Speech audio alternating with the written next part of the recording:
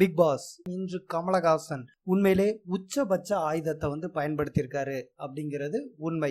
இந்த ஆயுதத்தோட பலன் இருக்கா இல்லையா அப்படிங்கிறது நாளைக்கு தான் தெரியும். ஏன்னா இன்னைக்கு நான் பார்த்த வரைக்கும் எந்த ஒரு பலனும் இருக்கிற மாதிரியே தெரியல. கமலஹாசன் இன்னைக்கு என்ன பண்ணாருன்னா, பொதுவாகவே நம்ம ஒருத்தர் கூட நல்லா பழகிட்டு இருக்கோம், நல்லா சிரிச்சு சிரிச்சு பேசிட்டு இருக்கோம். திடீர்னு ஒரு நாள் அவங்க கூட பேசுறதை நிறுத்திட்டோம்னா அதோட வலி அவங்களுக்கு அவ்வளவு கூர்மையா அவ்வளவு வேதனையா இருக்கும். அதை அவங்களால தாங்கிக்கவே முடியாது. 1000 வார்த்தைகள் சொல்லி திட்டினா கூட அது குறிப்பிட்ட நேரத்துல மறந்துடுவாங்க. இல்ல திட்டினதை நம்ம மனசு ஏத்துக்காது. அதுக்கு ஒரு பெரிய மாற்றம் இருக்காது. அதை விட உச்சபட்ச ஆயுதம்ங்கிறது மௌனம். ஒருத்தர் கூட பேசாம அவாய்ட் பண்ணிடுறது. இந்த விஷயத்த இன்னைக்கு கமலஹாசன் பயன்படுத்தியிருக்காரு. இந்த உச்சபட்ச ஆயுதம் செயல்பட்டதா அப்படின்னா சந்தேகம்தான். ஏன்னா அவர் இன்னைக்கு என்ன சொல்றாரு அப்படின்னா, எல்லாரும் ஒரு டாஸ்க் கொடுத்தா செய்ய மாட்டீங்க, எல்லாம் வெளியே போறக்கே பேசிட்டு இருக்கீங்க, எல்லாத்தையும் ஒத்துக்கிட்டு தானே வந்தீங்க, பிக் பாஸ் கிட்ட தரக்குறைவா பேசுறீங்க, மைக்கை மூடிட்டு பேசுறீங்க, இது எல்லாத்தையுமே அவர் மென்ஷன் பண்ணாரு. ஸோ இது மைக்கை மூடிட்டு பேசுறது இதெல்லாம் காயத்ரி சமீபத்தில் பண்ணது பார்த்தோம். காயத்ரியும் ஆரவும் பேசுறப்ப இந்த வாரத்தில் பார்த்தீங்கன்னா ரைசா பிக் பாஸ் ரூடா பேசுனது, இது எல்லாத்தையுமே சொன்னாரு. வையாபுரி டாஸ்க் செய்ய மாட்டேன் அப்படின்னு சொன்னது எல்லாருக்கும் ஒரு காமனான இதுதான். இதுல பெரும்பங்கு கமலஹாசன் சொன்னதுல ரைசாக்கும் காயத்ரிக்கும் இருக்கு. கமலஹாசன் சொன்ன உடனே உண்மையிலே தான் மேல தப்பு இருக்குங்கிற உணர்வு மன்னிப்பு கேட்கணும் அப்படின்ட்டு அந்த தவறுக்கு ரைசாவோ காயத்ரியோ 1% கூட அதை பத்தி யோசிக்கவே இல்லை. உண்மையிலே ரொம்ப ஒரு தப்பான ஒரு விஷயம். எதுக்கு மன்னிப்பு கேட்கணும் அப்படின்ட்டு ரைசா கேட்குறாங்க. என்னதான் சொல்றாரு அப்படிங்கிற வார்த்தையும் நீங்க பயன்படுத்துறீங்க. அப்ப உங்களை தான் சுட்டி காட்டுறாருன்னு தெரியுது, உங்க தப்புன்னு தான் தெரியுது. அப்படி இருக்கும்போது எதுக்கு மன்னிப்பு கேட்கணும் அப்படின்னு நீங்க கேட்கறது ஒரு முட்டாள்தனத்தோட உச்சகட்டம். உங்களுக்கும் காயத்ரிக்கும் என்ன பெரிய வித்தியாசம் இருக்கு? ஒண்ணுமே கிடையாது.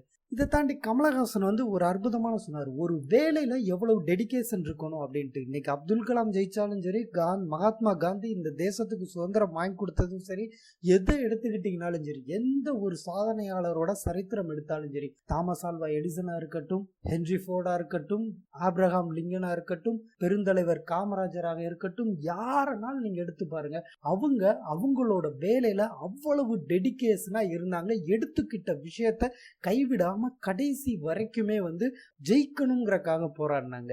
இதுதான் சரித்திரத்துல அவங்களுக்கு ஒரு தனி இடத்தை கொடுத்தது. அதை தாண்டி இன்றும் நாம் அவங்கள மதிக்கிற இடத்துல வச்சிருக்கோம். அதுக்கு காரணம் அவங்களோட அர்ப்பணிப்பு. அந்த அர்ப்பணிப்பு தான் அவங்களுக்கு வெற்றியை கொடுத்தது. இன்னைக்கு அதையும் கமலஹாசன் சுட்டி காட்டுறாரு.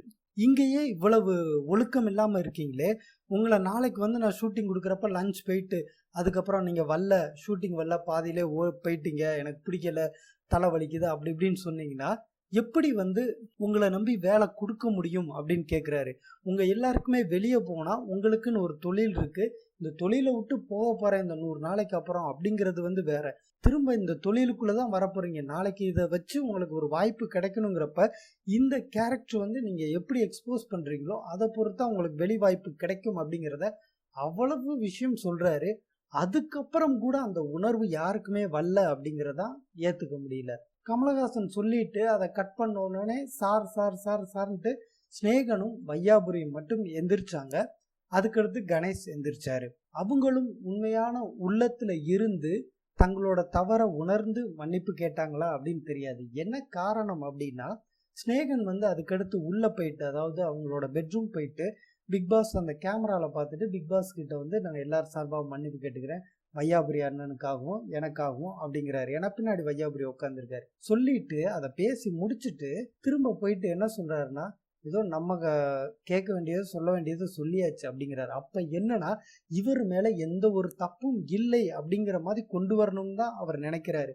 அது உதட்டுல இருந்து வந்த மன்னிப்பு வார்த்தையா தான் எனக்கு தெரிஞ்சதை தவிர, அது அவர் உள்ளத்துல இருந்து நம்ம எல்லாரும் சேர்ந்து இவ்வளவு தப்பு பண்ணியிருக்காங்க, அந்த விஷயத்த நம்ம கூட சுட்டி காட்டாம இருந்திருக்குமே அப்படிங்கிற விஷயமோ, இல்ல நம்மளும் இந்த மாதிரி சில இடங்கள்ல தப்பு பண்ணமே அப்படிங்கிற அந்த எண்ணத்திலேயோ அவர் மன்னிப்பு கேட்கல அப்படின்னு தான் எனக்கு தோணுச்சு. காஜல் வந்து சொல்றாங்க, இத மாதிரி நீங்க போய் மன்னிப்பு கேளுங்க அப்படின்ட்டு காயத்ரி கிட்டயும் ரைசா கிட்டயும் சொல்றாங்க. உங்க மேலயும் வந்து ஃபால்ட் இருக்குல்ல அப்படின்னு சொல்றப்ப, நான் வந்து எதுக்கு மன்னிப்பு கேட்கணும் அப்படின்னு ரைசா கேட்கறதெல்லாம் எனக்கு ரொம்ப ஓவரா தெரிஞ்சது. இந்த அளவுக்கு இருக்கக்கூடிய கேரக்டர் நாளைக்கு வந்து ஒரு தொழில்ல எப்படி நம்பி வந்து ஒர்க் கொடுக்க முடியும்? இன்னைக்கு கமலஹாசன் சொன்ன வார்த்தை தான், பிளே டு வின். வாழ்க்கையில எந்த ஒரு விஷயமா இருந்தாலும் சரி, நம்ம இறங்கிட்டோம் அப்படின்னா ஜெயிக்கணும் அப்படிங்கிற எண்ணத்தோட தான் போராடணும். நான் ஜெயிக்க மாட்டேன், சும்மா கலந்துக்கிட்டேன், கலந்துக்கிட்டதே பெருமை அப்படின்னு நினைக்கிறனால தான் இன்னும் இந்த தேசத்துல வந்து நம்ம எந்த ஒரு இதுலயும் வந்து மிகப்பெரிய உச்சத்தை தொட முடியல, ஊழல் லஞ்சத்தை தவிர. ஒலிம்பிக்ல கலந்துக்கிட்டாலே பெரிய விஷயம், அதுவே பெருசு அப்படின்னு நம்ம நினைக்கிறோம். அந்த ஒலிம்பிக்ல பதக்கம் வெல்லணும் அப்படிங்கிற அந்த வெறியோட கலந்துக்கிறேன். நான் ஒலிம்பிக்ல கலந்துக்கிட்டேன், அதுவே எனக்கு பெரிய விஷயம் நினைக்கிறனால இவ்வளவு பெரிய தேசத்துக்கு ஒரு வெண்கலப் பதக்கம் கிடைச்சா கூட அதை கொண்டாடுற நிலைமை, அசிங்கமான நிலைமை இந்த தேசத்துல இருக்கு.